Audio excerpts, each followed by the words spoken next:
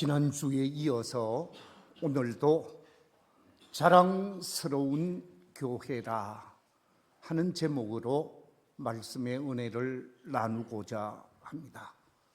저를 한번 따라해 주시면 감사하겠습니다. 자랑스러운 교회.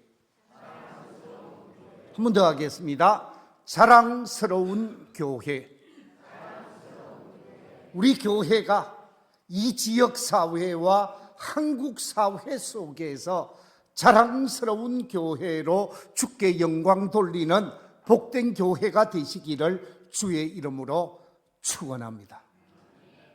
지난 주일 1차 말씀을 증거하면서 안디옥 교회가 기독교 역사 속에서 자랑스러운 교회로 인정받을 수 있는 교회의 모습이 어떠했는가? 안디옥 교회의 자랑스러운 교회의 모습 두 가지를 말씀드린 바가 있습니다.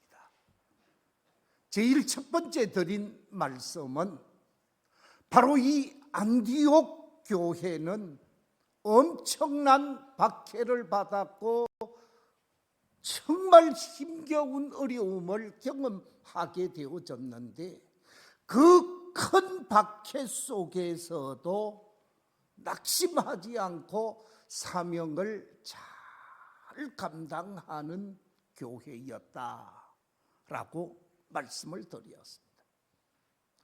두 번째, 이 안디옥 교회의 자랑스러운 모습이 무엇인가?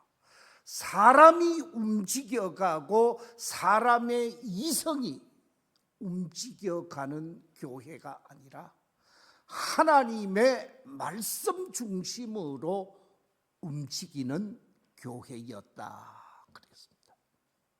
이처럼 하나님의 말씀 중심으로 움직여가면서 환난을 이겨내고 사명을 감당하는 교회였기에 자랑스러운 교회로 손색이 없는 교회라 그랬는데 우리 교회가 이런 교회, 이런 모습으로 사명을 감당해 가야 하는 줄로 믿습니다.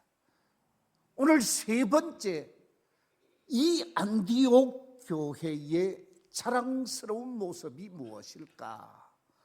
오늘 본문을 통해서 발견할 수 있는 또 하나의 근거가 나오는데 그것은 다름이 아니라 영혼 구원에 대한 뜨거운 열정을 가지고 전도하는 일에 힘쓰는 교회였다 하는 사실을 발견할 수가 있습니다.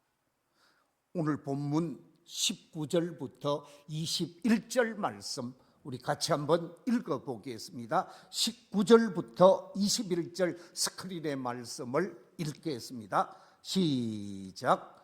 그때에 스데반의 일로 일어난 환난으로 말미암아 흩어진 자들이 베니게와 부브로와 안디옥까지 이르러 유대인에게만 말씀을 전하는데 그 중에 부브로와 구레네 몇 사람이 안디옥에 이르러 헬라인에게도 말하여 주 예수를 전파하니 주의 손이 그들과 함께 하시매 수많은 사람들이 믿고 주께 돌아오더라. 방금 읽었던 말씀 속에 보면 유대인들에게도 복음을 전하게 되어지고 헬라인에게도 복음을 전하게 되어지는 주 예수를 전파하는 일에 온 교회 성도들이 복음을 전파하는 일에 열심을 다했고 이 열심을 다하는 이들과 주님이 함께 하셔서 많은 사람이 주님을 믿고 교회 안으로 돌아오게 되어졌다 그랬습니다. 그렇습니다. 자랑스러운 교회는 교회 속에서 열심히 생명 구원의 역사를 이루어 가는 교회입니다. 사실 그 시대적 정황을 보면 전도하는 것, 영혼 구원하는 것이 쉽지 않았습니다. 왜냐하면 예수 믿는 것이 자유로운 시대가 아니었기 때문에 그렇습니다. 예수 믿으면 박해를 당하고, 예수 믿으면 핍박을 받고, 예수 믿으면 불이익을 당하는 시대였습니다. 스데반의 환난으로 인해서 예루살렘에 살지 못하고 각처로 흩어진 많은 사람들이 흩어진 자리에 가서 삶을 펼쳐가는 것도 쉬운 일이 아닐 것입니다. 안정된 자리, 가족이 있고 친지가 있고 친구가 있는 고향에서 신앙생활을 하는 것 쉽지 않지요. 그런데 고향을 떠나서 낯설고 물선 타국에 가서 생활하는 것 결코 쉽지 않습니다. 그런데 흩어진 유대인들, 흩어진 그리스도인들이 지금 안디옥까지 흩어지게 되어지고, 안디옥에서 복음을 전하는데 오늘 본문 속에 보니까 유대인에게도 복음을 전하고 헬라인에게도 복음을 전하는 이방인들에게도 우리 주님의 복음을 증거함으로 인해서 많은 사람들을 주께 돌아오게 하는 교회였다라는 것입니다. 교회의 제1 사명이 무엇이겠습니까? 교회의 제1 사명, 그것은 다름이 아니라 주님의 복음을 증거하는 것입니다. 영혼을 구원하기 위해 온 성도들이 죽어가는 사람, 심판과 저주를 받을 수밖에 없는 영혼을 구원하는 전도 사역을 잘 감당하는 교회, 그 교회는 주님이 기뻐할 수밖에 없고, 그 교회와 주님이 함께 할 수밖에 없고, 그 교회를 주님이 축복할 수밖에 없는 것이지. 바로 안디옥 교회가 이 사역에 열심을 다하는 교회였다라는 말씀입니다. 공생의 사역을 다 완성하시고 십자가에 죽으셨던 예수님께서 부활하셔서 흩어져 있었던 제자들을 다시 모아서 제자 공동체를 이루면서 사명을 감당하시고 마지막 이 세상을 떠나게 되어집니다. 마지막 세상을 떠나시면서 제자들과 성도들과 주님의 성천을 지켜보는 그 수많은 500여 명의 성도들에게 하셨던 마지막 유언의 말씀이 무엇입니까? 우리가 잘 아는 말씀, 마태복음 28장 18절 이하 20절에 기록되어져 있는 말씀입니다. 우리 이 말씀을 같이 한번 읽어보겠습니다. 마태복음 28장 18절 이하의 말씀, 시작. 예수께서 나와 말씀하여 이르시되 하늘과 땅의 모든 권세를 내게 주셨으니 그러므로 너희는 가서 모든 민족을 제자로 삼아 아버지와 아들과 성령의 이름으로 세례를 베풀고 내가 너희에게 분부한 모든 것을 가르쳐 지키게 하라. 볼지어다 내가 세상 끝날까지 너희와 항상 함께 있으리라. 예수님께서 마지막 제자들에게 남기신 말씀이 모든 민족, 모든 사람을 제자로 삼으라는, 모든 사람을 구원해서 제자가 되게 하고 믿음의 사람이 되게 하고 하나님의 사람이 되게 하는 것임을 강조하신 바가 있습니다. 그렇습니다. 주님의 유언을 지키는 성도가 참 성도일 것입니다. 주님의 말씀대로 삶을 살고자 하는 사람들이 주님을 기쁘시게 하는 사람일 것입니다. 세계 지도자들이 모여서 전도에 대한 정의를 내린 바가 있습니다. 세계 기독교 지도자들이 모여서 전도가 무엇인가, 전도에 대한 정의를 이렇게 내렸습니다. 복음을 전파한다는 것은 성령의 능력 안에서 예수 그리스도를 전파하여 사람들로 하여금 예수 그리스도를 통하여 하나님을 믿도록 하고 예수 그리스도를 그들의 구주로 받아들이도록 하고 그의 교회의 친교 속에서 예수 그리스도를 그들의 무엇으로? 왕으로 섬기도록 하는 것이다.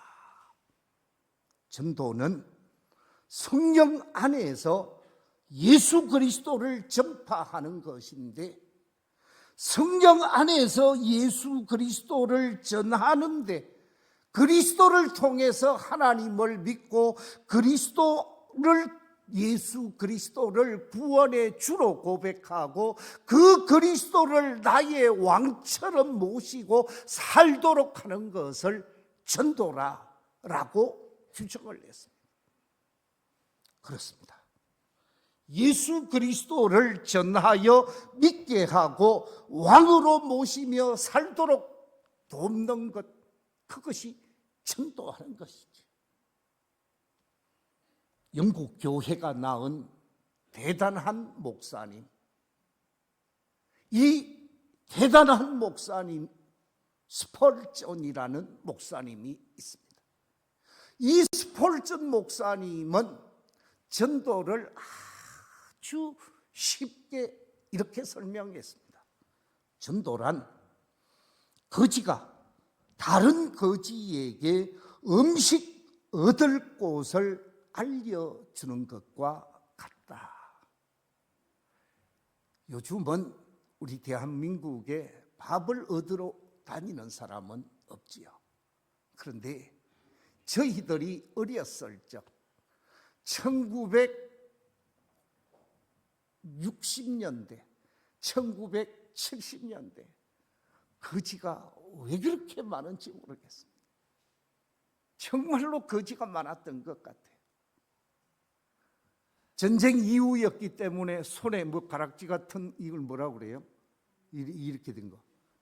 그걸 이렇게 해서 상위 군인들도 얼마나 많았는지 몰라요.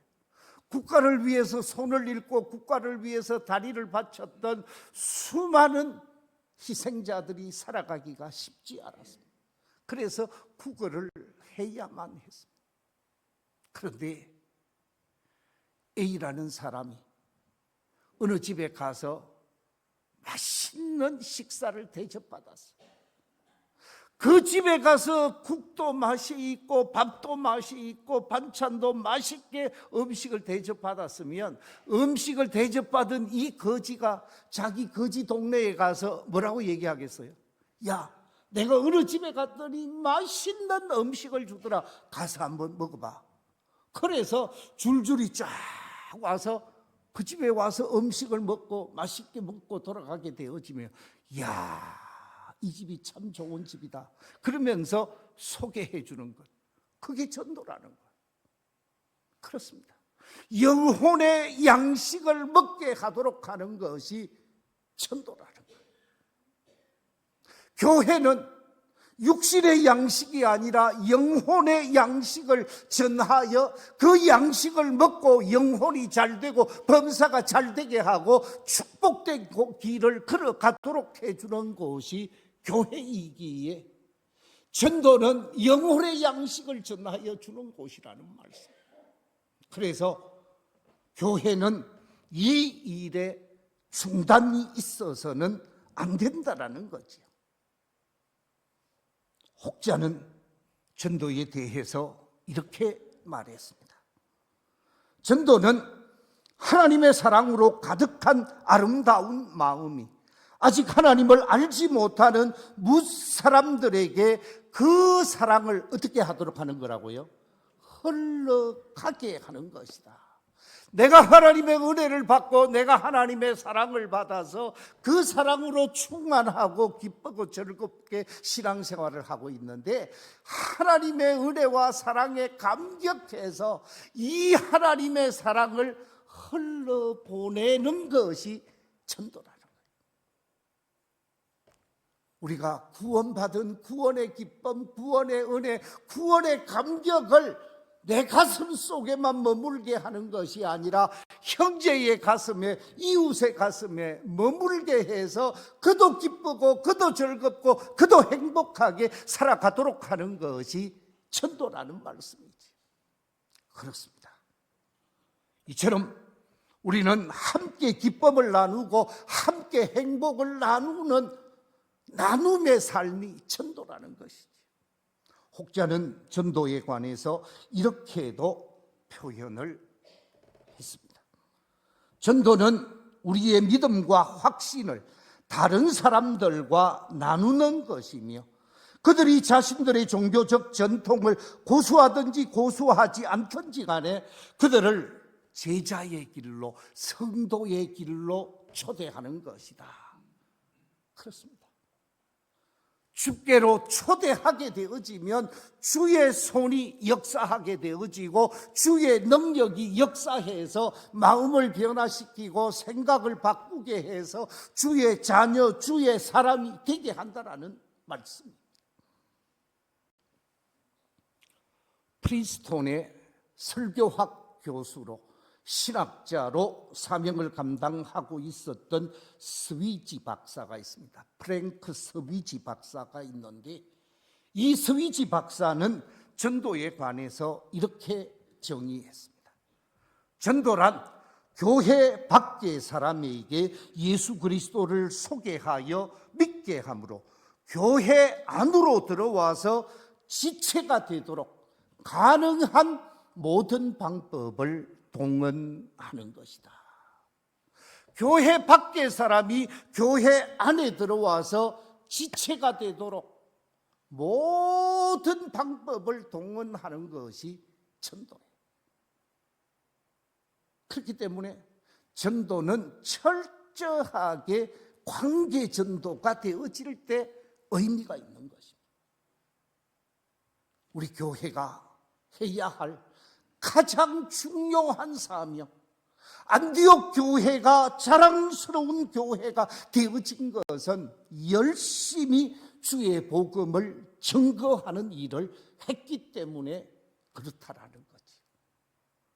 사도 바울이 달려갈 길을 다 마치고 인생의 마지막 종착역에 도착하기 직전 자신의 믿음의 아들 디모데, 자신의 후배 목회자 디모데, 자신이 세운 에베소 교회의 담임 목사로 역할을 하게 했던 디모데에게 마지막 쓴 편지가 디모데 후서이고, 디모데 후서의 제일 마지막에 디모데에게 부탁하는 말씀이 있습니다. 디모데 후서 4장 1절 2절 말씀 우리 같이 한번 읽어볼까요?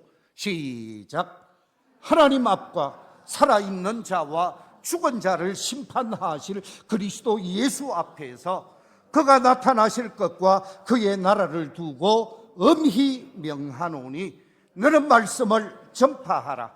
때를 얻든지 못 얻든지 항상 힘써라. 범사의 오래 참음과 가르침으로 경책하며 경계하며 권하라. 그렇습니다. 사도 바울이 디모데에게 온 성도들에게 권면하고 권고하고 부탁하고 부탁해서 말씀을 전하도록 해라. 이것이 네가 해야 할 중요한 사역이다 라고 말하고 있습니다. 그렇습니다. 우리 성도들이 정말 해야만 하는 일, 하지 않으면 안 되는 일이 전도라는 거예요. 한국 교회사에 전도를 열심히 감당한 사람, 그래서 교회도 많이 짓고 수많은 사람을 주님께로 인도한 목사님이 있습니다. 그 목사님 중에 여러분이 많이 들어보셨겠습니다마는 최봉석 목사님이라는 분이 있습니다. 이 최봉석 목사님을 최권능 목사님이라고도 말씀하셨고, 이분의 별명이 예수천당 목사님이셨습니다. 이분은 가는 곳곳마다 뭘 외쳤다고요? 예수천당을 외치는데, 예수천당을 외치면서 복음을 전하니까 놀라운 능력의 역사가 나타났다고 합니다. 이 최봉석 목사님이 조선 팔도를 다니면서 복음을 전하는 일에 힘을 썼던 어른이었습니다. 어느 날 황해도 어느 지역에 가서 복음을 전하기 위해 한 마을에 들어갔는데, 그 마을 입구에서 동네 사람들이 소복이 모여 있더라는 거예요. 여러분, 소복이 하는 말 무슨 말인 거 아세요? 예, 많은 사람들이 모여 있었다라는 거죠. 그런데 사람들이 관심을 기울이고 있는데 보니까 소가 있는 거예요. 소가 한 마리 있는데 소가 막 몸부림을 치는데 새끼를 놓으려고 하는데 새끼가 안 나오는 거예요. 전도하러 갔던 이 최봉석 목사님이 그 동네에 가서 전도를 하기는 해야 되겠는데, 사람들이 다 모여 있는데 어미소가 새끼를 낳아야 되는데 새끼를 안 놓거든요. 이 목사님이 사람들을 해치고 안으로 들어갑니다. 소한테 가서, 소가 힘들어하고 있는데 소 엉덩이를 땅 치면서 예수천당 그랬대요. 그런데 그렇게 해가지고 문제가 있었으면 그야말로 큰일 날 건데, 그때 소가 벌떡 일어나면서 새끼를 놓더라는 거예요. 아니, 소 엉덩이를 치면서 예수천당 외쳤더니 소가 쑥 나오니까, 그 다음에는 이 어른을 아주 신령한 능력이 있는 소 잘 놓게 하는 사람이라고 인정을 해서 우리 집에 갑시다. 그래갖고 근하게 한상 차려 대접을 받았다고 그러더라고요. 그러면서 그 동네에 신령한 사람이 왔기 때문에 이 신령한 사람의 이야기를 듣고 동네 사람들이 예수 믿게 되어지는 놀라운 역사도 없잖아 있었다고 합니다. 그런데 요즘 밀양역에서, 서울역에서, 부산역에서, 대전역에서 그렇게 하는 것은 좋지만 시대에 안 맞는 전도 방법인 것 같아요. 예수는 우리에게 천당을 가게 하시는 분인데, 시대에 맞는 전도를 해서 복음을 전하고 교회 밖의 사람을 교회 안으로 들어오게 해서 예수님의 지체가 되게 해야 한다는 말씀입니다. 이 일에 교회가 힘쓰고 애써야 하는 거예요. 이 최봉석 목사님의 손자가 선교사로서 사역을 하셨는데, 이 최봉석 목사님의 손자 최영빈 선교사가 미국의 목사님들, 미국의 지도자들과 함께 평양 봉수교회를 방문하셨는데, 거기 갔다가 와서 장신대에 특강을 할 때 특강을 제가 들은 이야기입니다. 이 최영빈 선교사님이 북한에 있는 교회, 봉수교회가 진짜 예수 믿는 믿음의 공동체인가, 이걸 확인하기 위해서 미국 교회 지도자들하고 평양을 방문해서 봉수교회를 방문하게 되어집니다. 그 교회에 가서 함께 예배를 드리면서 진짠지 가짠지를 확인하기 위해 거기에 한 달을 머물렀다고 합니다. 그러면서 다양한 정보를 입수하며 교회를 살피게 되어졌는데 2주 지나고 석주째 결정을 하기를 이 교회와 교인들은 다 뭐라고요? 가짜다라고 판명을 하게 되어집니다. 왜냐하면 스스로 자원해서 나오는 사람들이 아니라 다 동원된 사람들이라는 거다.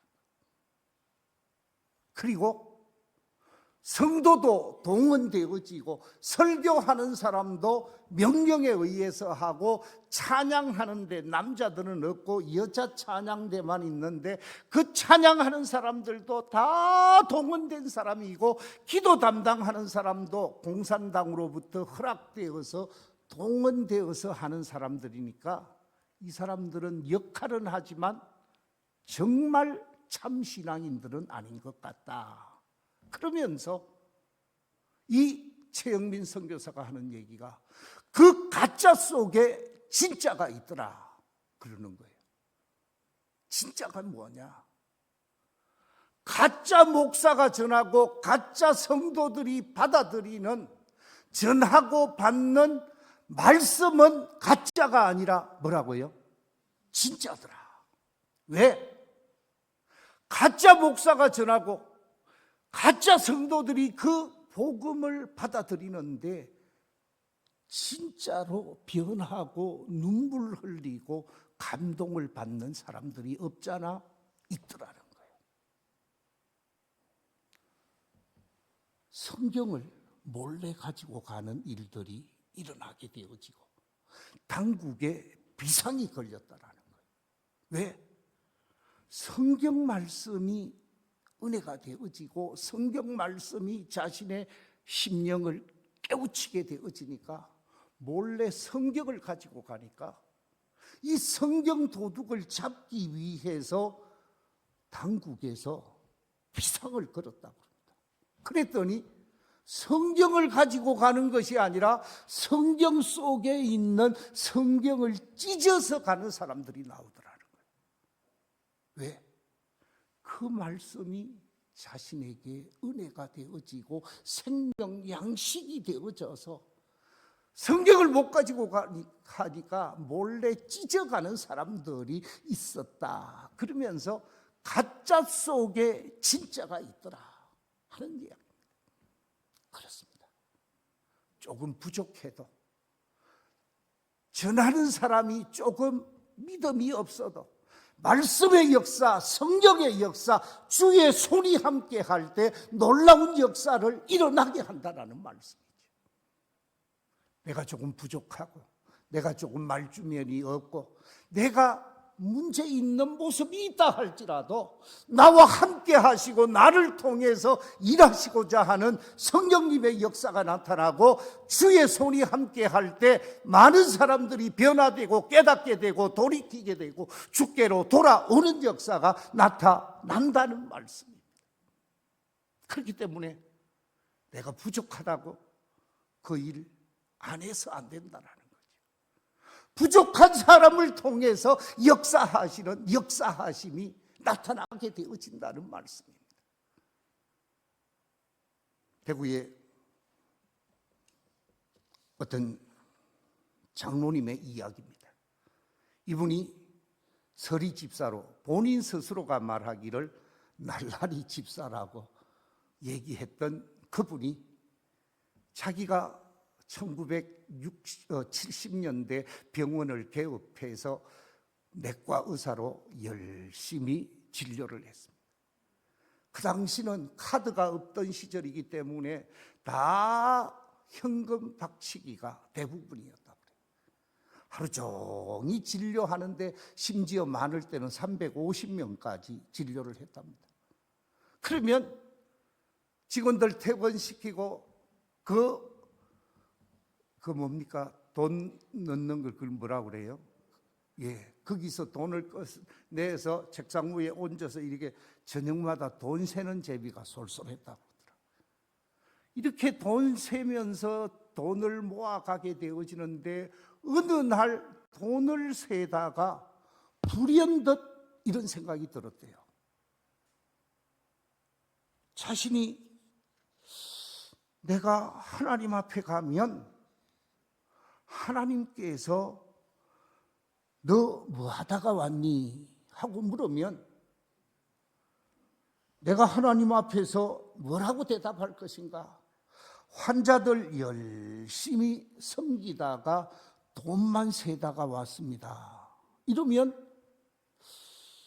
내가 참 부끄럽기가 그지없겠다 싶어서 얼굴이 화끈하더라는 거예요.